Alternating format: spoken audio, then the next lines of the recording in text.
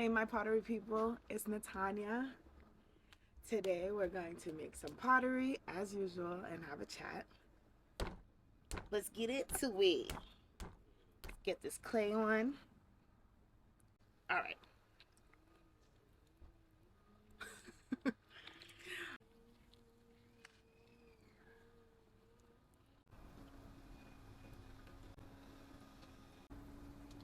Okay, guys. So my cousin gave me the great topic of talking about self-love. So we're going to talk about self-love today.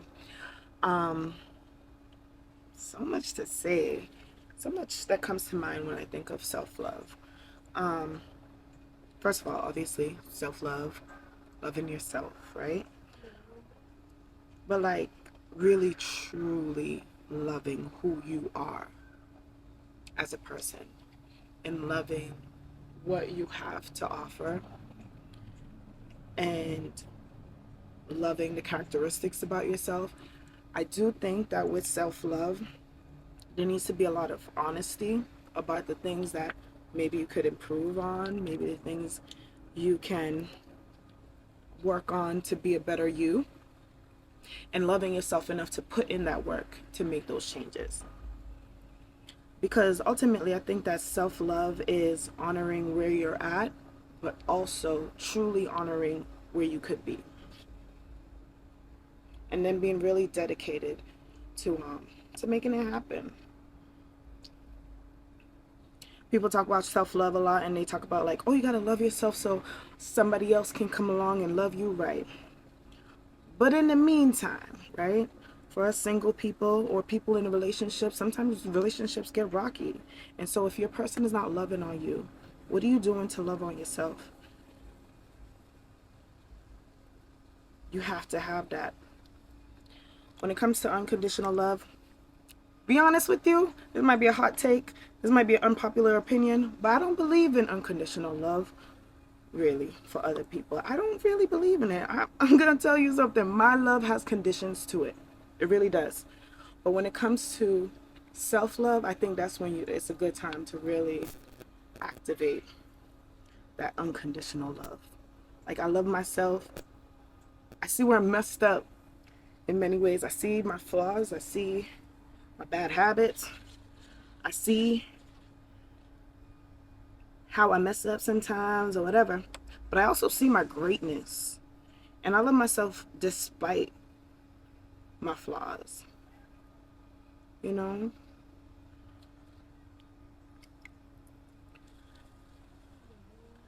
I think self-love is so important for all the quiet moments in life when it's just you and you.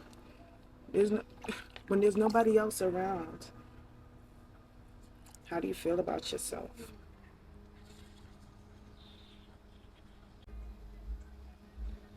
And I think if you're able to identify that you don't feel the best about yourself, then I think that working on loving yourself and accepting where you're at is one of the best things you could do in this lifetime.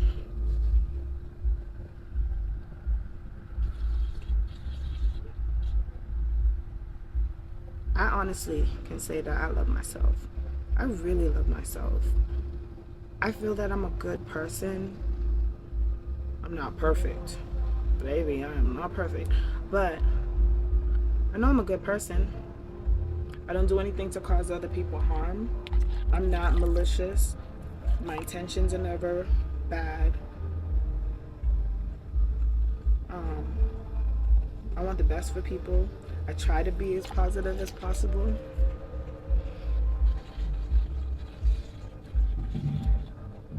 I I love who I am, and I've put in a lot of work in.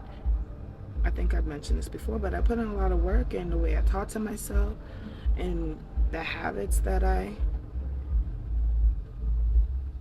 partake in or don't partake in. Put in a lot of work. I loved myself before I put in those work though, but when I got really honest with me, I was like, hold on, am I gonna subject myself to things that don't make me feel great? Somebody who loves themselves, are they gonna do that all the time? No. You're gonna try to do the things that makes you feel proud of who you are.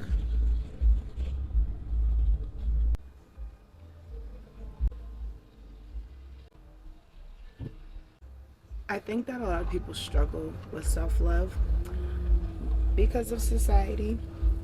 You may hold yourself to a standard of beauty that you may not fit, a body type that you may not fit, a level of success that you may not fit right now. Society has a lot to do with how you may value yourself. And that's the worst thing you can let happen, baby, is let those things dictate how you feel about you. Because your value has to be inherent. Meaning, God forbid, if I lost one of my arms today, right? Am I less valuable because I don't have an arm? No. No, because I'm still me. And I have like so much to offer. And I just offer myself and others in this world, right? So your value has to be inherent. That means outside of what school you went to, what you studied, and all of that stuff. It's just like the person you are. I think there's things that you can do to practice self-love until it becomes feeling more natural. Ask your friends, ask your family, what do they love about you? If you can't find it within yourself for whatever reason, I think, sometimes people may get really down. That it's hard to see the good in themselves and in the world and stuff. Like sometimes, people get to that dark place, and if you're there, ask your friends and your family what they love about you. They might surprise you. They might surprise you.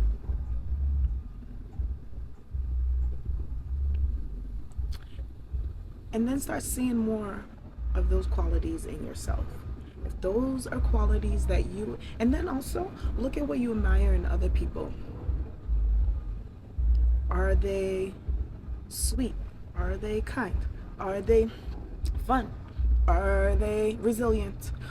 Whatever qualities you admire in the people that you love, try to find that in yourself. And if you can't find it to the degree that you would like it, maybe work on it. Like, I want to be more understanding. I love my sister because she's so open-minded. I wish I was more open-minded. Work on it. Work on those things. I feel like developing who you are is the most fulfilling project you can work on in this lifetime. I really do. I think it's the best thing you can do with your time is work on the person you want to be, feeling the emotions you want to feel as often as possible, and what can you do to get in line with those things, and then riding the wave the rest of the time. Sometimes, baby, sometimes waters are rough. You got to be able to ride the wave. And sometimes it's calm and smooth sailing, and you enjoy that wave. You enjoy that too.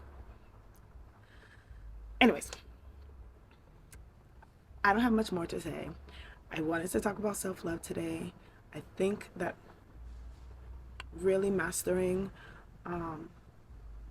or really being intentional about working on yourself is the best form of love that you can do. When you're loving yourself right, you can love others better. You can love them. They can see the love that you're giving yourself. It's very inspiring. And ultimately, if you're looking to attract another person, I do think that people will be able to see how you love yourself, and the right people will want to participate in that, So anyways, that's it. That's all I want to say. I made this bowl. I am in love with making bowls, y'all. I hope you don't get tired of seeing bowls. I'll make other shapes too, but something about a big old bowl or a small bowl, bowls and vases, and I'm not gonna hold you. I just like pottery. Thank you for watching. Hopefully this video wasn't too all over the place, but I appreciate you being here. I'll see you next time. Bye.